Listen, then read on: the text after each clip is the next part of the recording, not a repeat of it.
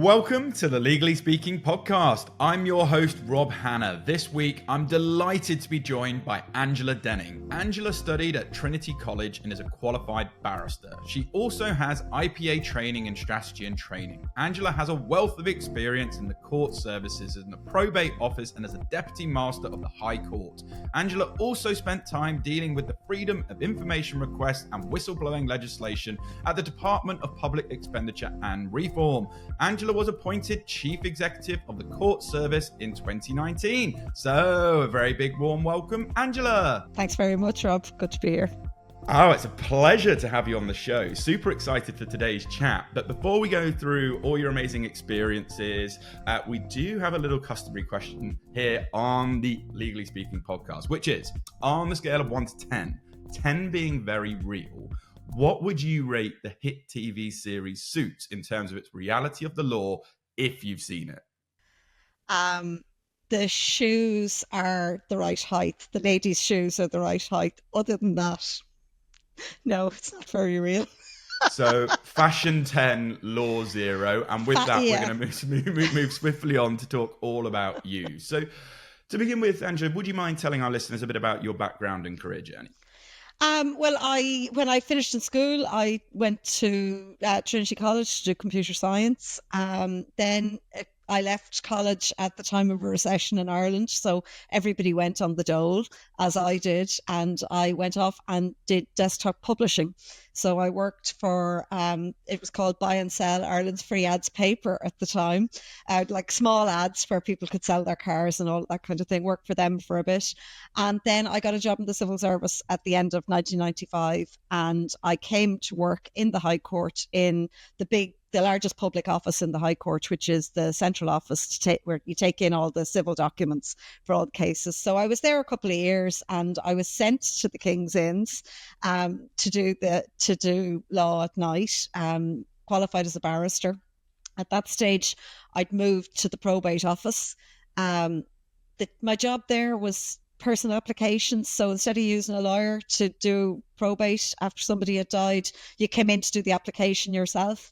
And I still say that was my favourite job, the most rewarding job, because I was dealing directly with people, and you got to deal with them from start to finish. So from the day they rang up to say, can I have an application form, until they left the office with their grant of probate. So it was a really rewarding job, and I loved that.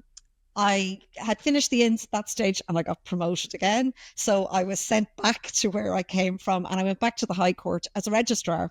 And I was registrar to the Master of the High Court for a few years, which is a really busy list. It's all the procedural work to do with the High Court, the civil list. So I learned a lot there. And then I got promoted again, and I went to the non-jury list, the non-jury judicial review list. So I was kind of list manager there for a long number of years. And then I was appointed Deputy Master of the High Court. And I did that for probably 6 years. Really, really enjoyable.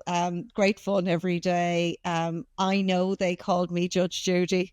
The practitioners called me Judge Judy, but yeah, it was great fun. I suppose the background that I had coming from that administrative side of the work, it made it easy for me because I knew the procedures very well. I knew the paperwork very well. And then from my perspective, it was all about moving cases along, because you're very conscious that while people see a bundle of files on a desk, actually there's a family or a person behind every one of those. So it's about moving those cases along and trying to eliminate delay in cases. And then I got a little bit bored, and I suppose my brain had kind of stopped working almost at that stage. After a period of time doing the same thing, I decided to go back to college again, and I did a master's in leadership and strategy at that stage. So that kind of, gave me a different perspective on things. And I thought, God, I want to do something different here. And I'd applied for to move internally within the court service, but that wasn't available.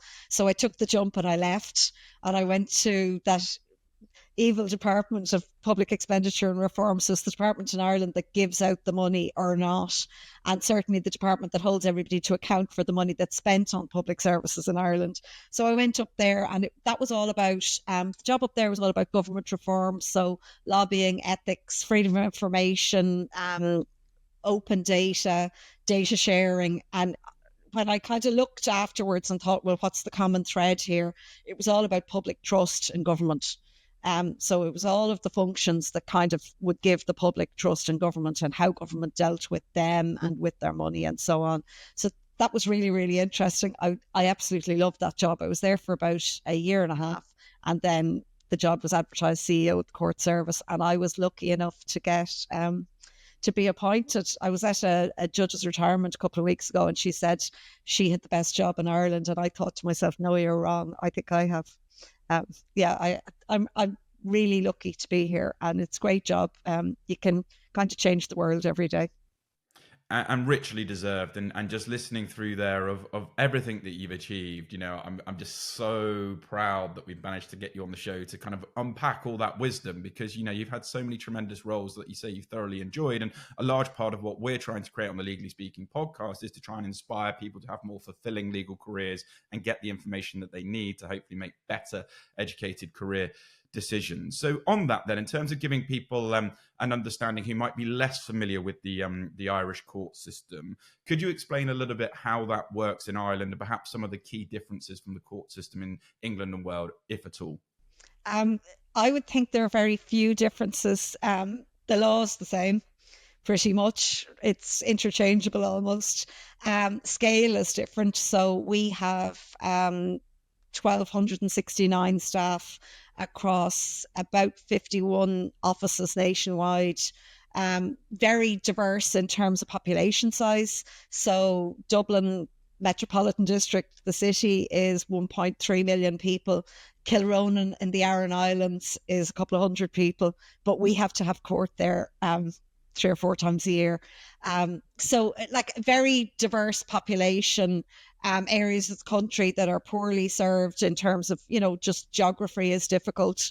And then Ireland, I suppose, has changed so much over the last number of years. The last census tells us that 750,000 people, so we've a population of 5.2 million now, which has grown significantly in the last 20 years. 750,000 people don't speak English or Irish at home. So for us, that's a challenge, just in terms of people's understanding and I suppose where we are. The court service, you know, we do the administrative side. So as I say, we get the judges, we do everything until the point where the judge sits on the bench. The judge takes over at that stage. And as soon as the judge walks off the bench, we take over again. So we do all the list preparation, the staff, the management, the administration, provide the buildings, provide all the services that go along with it, because court isn't just about what goes on in the courtroom, it's everything around it. And I suppose if I look back, we were probably underfunded for a large number of years. The money that did come went into buildings. That was very necessary. The average age of an Irish courthouse is 162 years. There's a fact for Trivial Pursuit sometime into the future. Very old buildings. It's usually, you know, the large imposing building on the main street of a town. Everybody wants to keep those buildings, but they're very difficult to manage. They're difficult to repair. They're costly. They're all grade 1 listed. So you have all of that along with it. And then, of course, user expectations nowadays are different. We have a large population of people who in the last census said that they had disabilities, for example. Providing access to those people to court is difficult, particularly if you think of the old courthouse with, you know, 50 steps up the front. Courthouses 150 or 200 years ago weren't built to be accessible. They were built to be imposing. And I suppose that's the challenge that we have now, that people's expectations are different. So, yeah, I would say in terms of the law, it's kind of the same. We have 193 judges as of today. That'll probably increase again. So there's a programme of work underway at the moment. The Judicial Planning Working Group reported last year, and there was a recommendation for a 25% increase in judges over the course of 2 years. So the first tranche of judges arrived the end of 2023, and we're expecting another 20 this year. So of course that expansion of court work means that everything we do expands. It's very much demand driven, the work we do. So you know, if this year you never know what the work is going to be about. You know, crime kind of stays steady. Family law is growing somewhat. but you never know where the peaks and troughs are going to come from. We very much react to what's going on in society. So if, you know, if somebody makes a dodgy brand of car, everybody's going to be suing because of those cars in 3 years' time. It's that simple. Yeah, and things going through my head of all the diesel emissions as well, and all of those interesting cases. Okay, it's fair to say no 2 days are the same. It's a huge role that you have, but think back to when you were first appointed Chief Executive of Courts of Service. What did you set out to address? And, holding yourself accountable, how do you feel you are performing against that? I suppose the it was almost easy for me, and I don't say that lightly. The court service had been the subject of a capability review the Department of Public Expenditure had conducted. So it was a review to see how the service was structured and how it dealt with the demands. And there were some pretty awful findings in that report. The main one being that technology had been underfunded and was not fit for purpose. So, for example, we couldn't have done this 4 years ago. The technology, I don't think, would have stood up to it. When I took over, our IT landscape, if you want to call it that, was pretty poor. We had been underfunded for a large number of years. So the first thing I looked at was the structure of the management team and what we needed in order to deliver for the future. So I restructured there. Hired a chief information officer and set about then putting a proper structure in place for our IT. And that's been I suppose, my main challenge for the last 4 years. And I would say also the main success. In a way, I was unlucky, but also lucky. COVID hit within 6 months of me getting the job. It kind of took the fear out of me in the beginning. I think I did have that kind of fear. Oh God, why did they give me this job? What am I supposed to be doing here? And COVID almost made it easy. It made it really clear as to what our purpose was. I have to say our staff here are absolutely fantastic. The sense of purpose during COVID was extraordinary, but we simply weren't kitted out at the time in order to deliver. So, we didn't have enough laptops. We didn't have a remote IT system. We had a system that we used to take evidence from witnesses from abroad, and we had to repurpose that and in 3 weeks get remote courts up and running. But we did, and we're still using it. We have a proof of concept out at the moment to replace it. But that, I suppose, that's the territory that we're in. It was about the IT infrastructure and starting with our own internal capability. So once we got the shape on that, then we were able to start at pace to roll out the change. And that's been really, really exciting. And it's absolutely been brilliant. Every member of staff, we did a desktop refresh the year before last.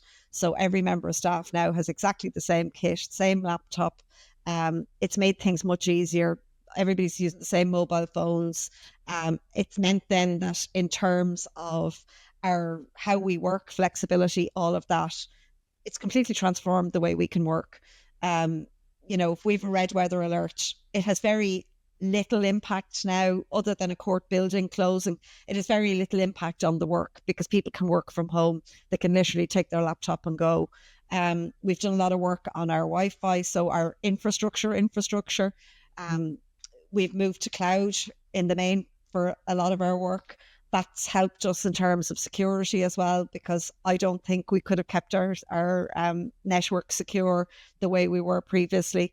We've done a lot of work on the cybersecurity end, a huge amount of work. We established a data unit the year before last, and a huge amount of work in terms of our data, both the quality of it, how we manage it, and now we're actually starting to get, for the first time, management reports. So I've been operating for 4 years, walking around buildings, just looking at what's on the shelf and going, they're busy or they're not. Whereas now I can actually get figures. And that's been fantastic as well, because that data then helps the rest of the justice sector in terms of interoperability and also for policy making, to have facts and figures that you can rely on. And I think that's one of the shifts that we've made. I kind of set about modernising the court service in Ireland. And one of the shifts that we've made is using evidence rather than hearsay, which is banned in legal terms, rather than hearsay to make decisions. Previously, decisions, I think, would have been made, whoever shouted the loudest tended to get their way. Whereas now we go back and look at the evidence for everything, regardless of what the decision is about. So if it's, do I do up a courtroom in one town or in another? It's based on evidence rather than local councillors or anybody else making the most noise. And I think that's kind of shifted how we go about our work here. It's made it really easy in a way. It's very clear.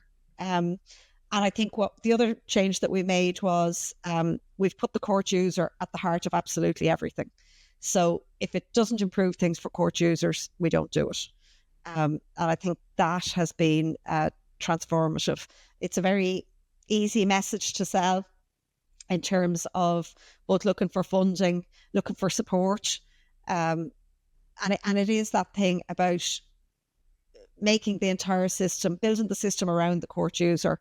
So I look at the things we've done over the last few years. We've changed the information on our website. Our website, oh my God, 4 years ago, I worked in the system and I couldn't find stuff on it. It was really, really hard to navigate, not very intuitive. So we've gone about that kind of user-centered design, and we started with the website and our family law information. We realised, for example, that almost half the people involved in family law aren't represented by solicitors. And they were turning up in court not realising the implications of what they were looking for. They didn't understand the range of orders that were available. They didn't understand the implications of, I think some people thought that, you could come in and just ask for a divorce and the judge would do all the work for you. And they didn't realise what was involved and what the implications of a divorce are, that, it affects your home, your children, your pension, all of that. So we've tried to improve that information so that people have a better understanding. And well, so far, the evidence is that people are coming to court better prepared. And actually, people are more inclined to hire solicitors because they are to try to get legal aid because they realise what they're getting themselves into. And I think that's part of the difference. Everybody kind of comes to court with a different set of circumstances, but they need to understand what the court can do for them. There's a huge amount of people in the country who don't understand that there is a legal solution to the problem that they have. And finding that out is about access to information. And if the information is unintelligible, it's no use to you. So put a lot of effort into plain English, a lot of effort into making things simple and clear, more navigable for people. We now know people are spending longer on our website, on the web pages, actually reading them. Whereas before they would have skipped through the entire district court family law section in a minute or a minute and a half. Now they're spending about nearly 20 minutes there. So at least people are engaging with it and reading the information. And that's what's important. It's about the person and the person at the end of it and them absorbing the information. I think that's the bit. So they'd be the big changes really that I've made. Now look, there's a lot more to do. God, I have a list a mile long. Well, I was going to say, because firstly, I love everything there. And I love that your mindset is embracing technology for good to improve maybe that access to justice gap. Lots of things that we support, Clio support, of course, and many within our community. Today's episode of the Legally Speaking podcast is brought to you by our wonderful sponsor, Clio, the leader in cloud-based legal technology, transforming how law firms operate. If you're a solicitor or managing a law firm, you know how crucial efficiency is. That's where Clio comes in. Clio's comprehensive cloud-based software streamlines your entire practice, from client onboarding to case management, billing, and payments. With Clio, you can access your files securely from anywhere, collaborate with your team in real time, and manage your calendar seamlessly. No more missed deadlines, no more lost documents, and a billing process that's as easy as clicking a button. By moving to the cloud with Clio, other law firms have reported 20 plus additional billable hours per month and a 50% boost in revenue. That's more time to focus on what truly matters, serving your clients and growing your practice. Join the over 150,000 legal professionals who trust Cilo to make their firms more efficient and productive. Ready to transform your practice? Visit clio.com/UK to learn more and start your free trial today. Now back to the show. I love that you're always pushing forward. I think in one of your recent interviews in the Law Society Gazette for Ireland, you say the court of public opinion, you discuss the use of technology within courts. No matter what technology we use in the future, it has to work for everyone. It has to be accessible for everyone and highly intuitive. There's a real demand from solicitors and particularly young solicitors to use technology. So I think that really backs up everything that you're doing and what you're trying to achieve with the modern, fresh, and needed approach. So to dive a bit deeper, because I think you have that 10-year strategic plan that's been set out for the service. What else do you hope to address as part of this 10-year plan, 4 years or so in? Well, I suppose, every court user goes, well, what's in it for me?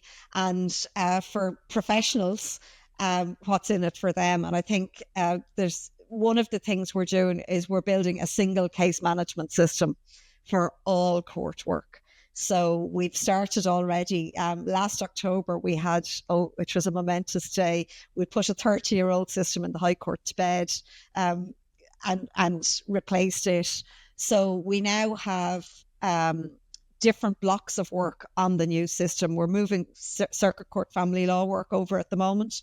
But the next step of that will be to build a practitioner portal. So we're trialling with some solicitors outside down in County Cavan at the moment, online file your divorce. So start end to end. The vision is end to end services for anybody who's using the courts, that you'll be able to, from start to finish, start your case, do all the things you need to be able to do, pay your fees, print orders, find out what time the case is listed at, apply for an adjournment online, perhaps sometime in the future, end-to-end services. And the idea is that you would have that for all case types. And it's to make, so we're starting with divorce. Once we get the solicitors onto the solicitors portal, then we're going to build a judicial portal. So we'll have 3 views of the same system. We'll have the staff view, the practitioner view, and the judge's view. And that's the dream in terms of technology, to be able to get us to there. That's, in order to get to there, we have to get our infrastructure right, we have to get our data right. We're doing a huge job at the moment, taking data out of a whole load of old systems, pulling it all into this giant data lake and cleaning it up so that we can then use it. But I think at the end of the 10 years, I'd like to see us a court system that is more intuitive for people, that people have more information about, so they understand better the system, that they can access digitally if that's what they choose to do. I'm very conscious of the digital divide. In the last census here, 96% of people said they use the internet, and of those 96, another 96% said they use it daily. So the digital divide isn't perhaps as big as people think it is. And if we make our systems simple enough to use, and make our forms simple enough to use, that's a real challenge. Our paperwork is very convoluted. It's kind of grown legs over the years, and that's been difficult to manage. But very recently we have 41 or 2 district court forms distilled down to 12 very simple, clear forms, and they'll go before the District Court Rules Committee very shortly.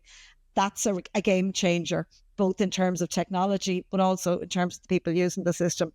And then I suppose from my staff perspective, the court system is growing at pace. And the challenge I have on the staff side is to train people quick enough.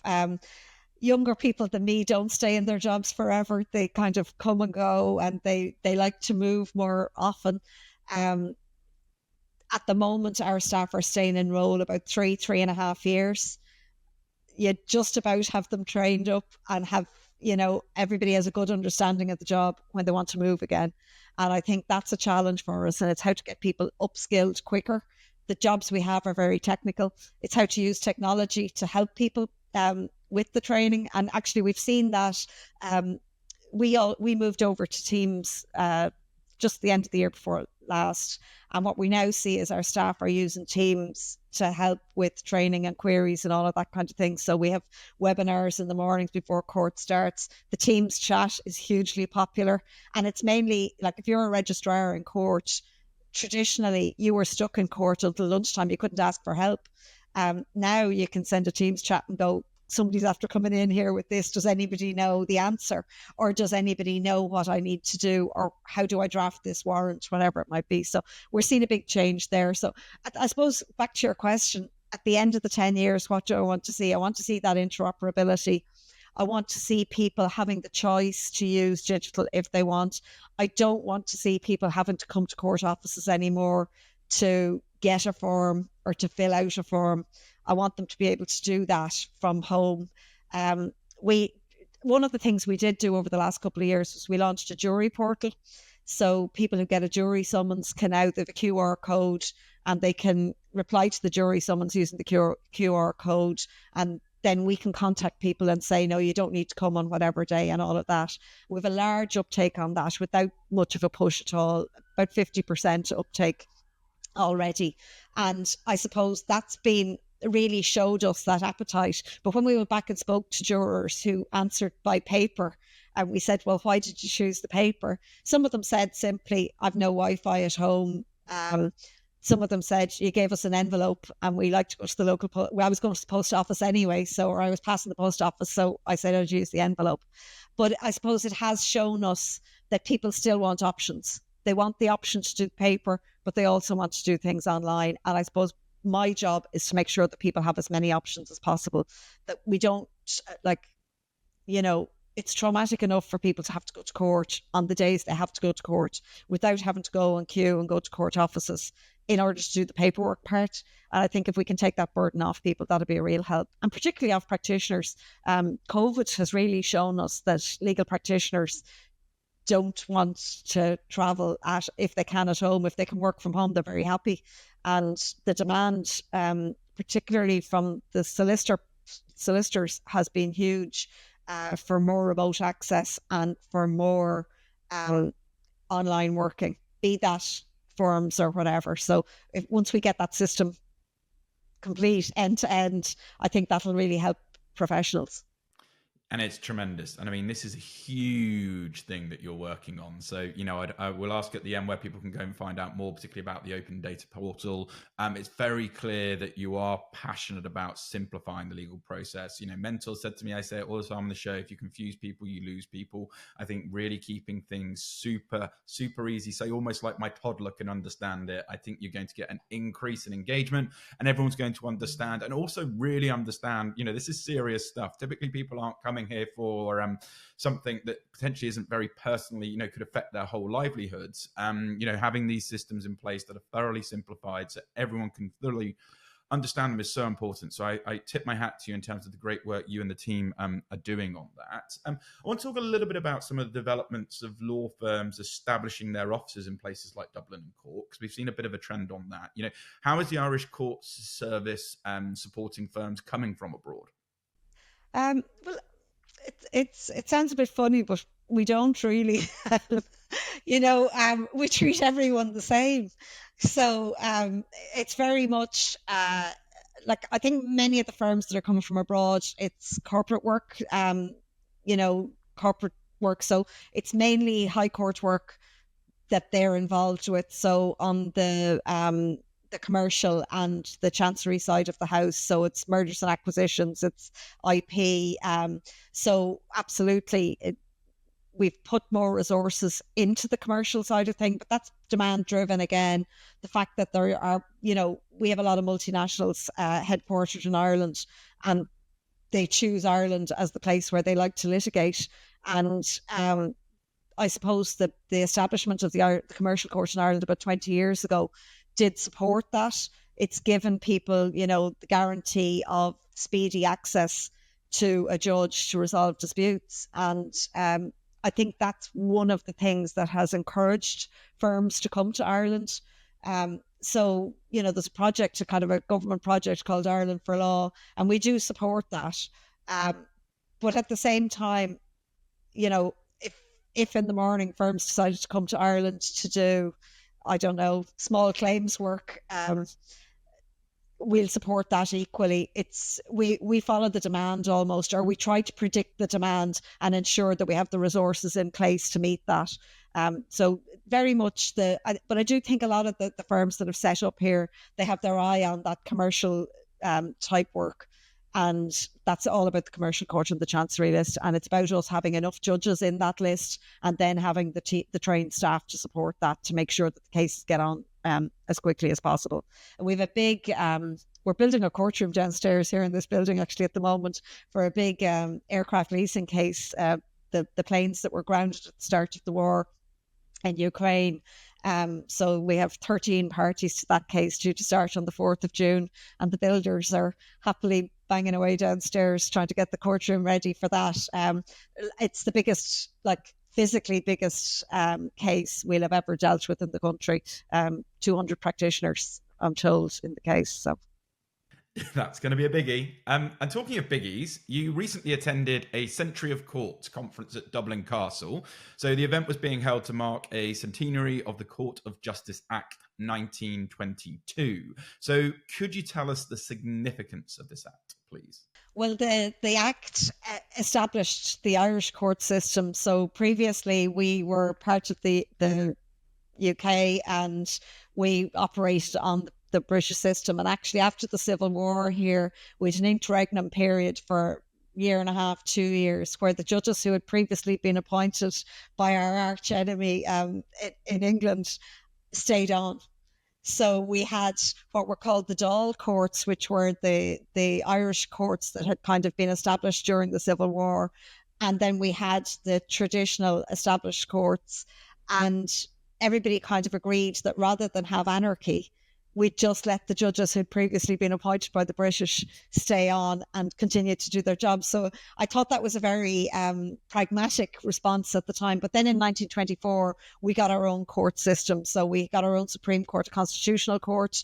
The district court was established for the first time. The circuit court, the predecessor of that, was already there.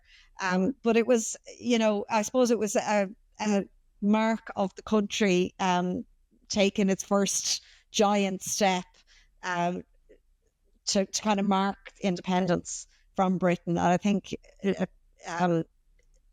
along with, there was another piece of legislation at the time, the Ministers and Secretaries Act, which established the civil service, a separate Irish civil service. So two pieces of legislation that have actually stood the test of time. There have been very few changes to them in the 100 years. So yeah, it was really important that we'd mark it. It's extraordinary to think that we're still working in the same buildings as our predecessors worked in 100 years ago. My predecessor worked in, and the system hasn't changed that much. Now I don't know whether that's a good thing or a bad thing. I think it shows that we're very steady, and I suppose it really demonstrates how the common law works. That thing of tradition, and that it's all based on what went before, and the change happens it's slow and steady and incremental change. And I suppose that implementation of the building of a new court system, like when you think of it, the four courts, so the main courthouse in Dublin here, that was blown up in 1922. So at the time the Act came in, the courts were working out of Dublin Castle, which had previously been the headquarters of the British in Dublin. So it is extraordinary, really, when you look at 100 years on, a lot has changed, but at the same time, I think the fundamentals have stayed the same. And when you go back and you look at the basis of that legislation, the short title on the Act, it was about providing access to justice. And 100 years later, nothing's changed. That's what our modernisation programme is about. So it really is, it's extraordinary that the fundamentals have stayed, the values have stayed the same the whole way through. Yeah, and it's a really, really important point, isn't it? To sort of say, and I think it's access to justice is something we're all trying to push for good. Angela, you've had an impeccable career. You've shared so many amazing things, particularly in terms of your outlook on being modern, technology, inclusive, educating, simplifying, to make more law accessible as well. This is probably quite a hard question for you to give one piece of advice, given you've had so many incredible roles. But what would be your one piece of key advice for those who are looking to start their legal career?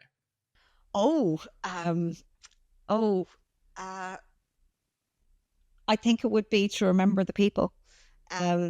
Like, it's not a file, it's a person and a family that's behind that. And I do think that is, like, I wouldn't advise anybody to go into law if they don't like people, if they don't like dealing with people. So try get a job in a pub or a shop or a restaurant or something first and see, do you actually like dealing with people? Because the law might say one thing, but your client will have their own ideas. And I think your ability to work with people is absolutely what will make or break your career in the law. That ability to work with all kinds of people as well. We're not all the same. That's the joy of coming to work every day. And I think at the end of the day, it's not about law or cases. It's about people. I love that. And I bang on about this so much. Our listeners are probably bored of me saying that, but we're no longer in B2C or B2B. We're in H to H, which is the human to human connection in the world of work or wherever you're looking to transact, buy, sell, or do business. And I think you've absolutely hit the nail on the head there by saying it's about the people. It's not just another file. And if you can grasp that and you enjoy that, you'll have a flourishing career. This has been a masterclass, Angela. Thoroughly enjoyed it start to finish. If our listeners, which I'm sure they will, would like to learn more about your career, the court service, where can they go to find out more? Feel free to shout out any web links or any social media handles. We'll also share them with this episode for you too. Yeah, well, www.courts.ie. We're on not Instagram, we're on LinkedIn and Twitter as well. And we have an open data portal as well if anybody wants court statistics. So that launched just after Christmas. So www.courts.data.ie will get you all of our data. So, and if you have any questions or anything, the old office of the CEO email address is also on the website there, and you can bang on an email. There you have it, folks. Well, thank you so much once again, Angela. It's been a real pleasure having you on the Legally Speaking podcast. It feels weird to say wishing you lots of continued success, given you've achieved so much already. But with your 10-year strategic plan and everything in the future, continue to do great things. But from now, from all of us on the show, over and out. Thank you for listening to this week's episode. If you like the content here, why not check out our world-leading content and collaboration hub, the Legally Speaking Club, over on Discord. Go to our website, www.legallyspeakingpodcast.com, for the link to join our community there. Over and out.